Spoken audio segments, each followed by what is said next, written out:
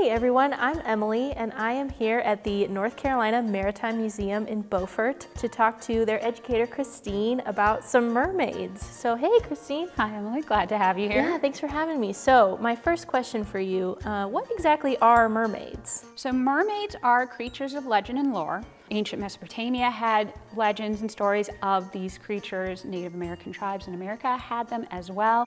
Traditionally, they're described as creatures that are half human and half fish. You're going to see an example of one of the prettier versions sitting there right next to you. Yes, very nice.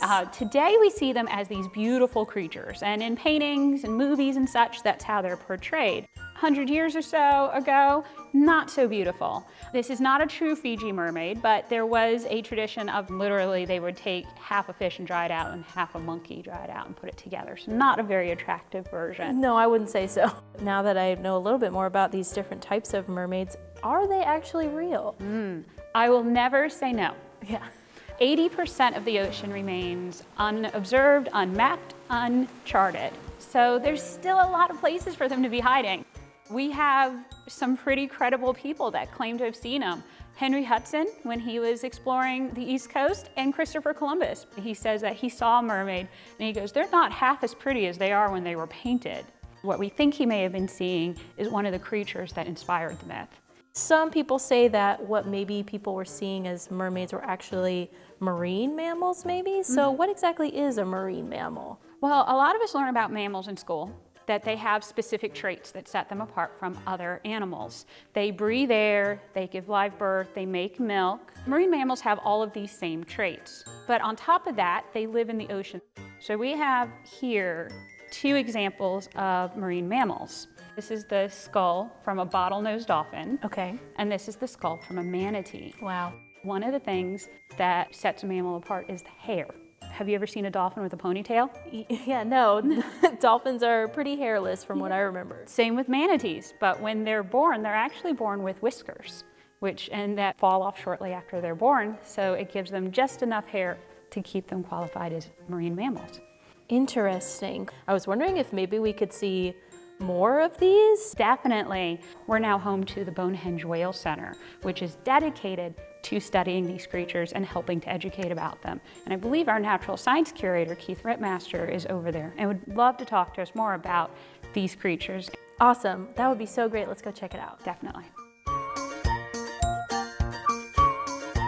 So Keith, Christine filled me in a little bit on the connection between marine mammals and mermaids, but I am here to learn a little bit more about those marine mammals specifically. So you're the expert. What can you tell me about them? We've documented 34 species of cetaceans, which are whales, dolphins, and porpoises in North Carolina. And add to that 4 species of seals and the manatee.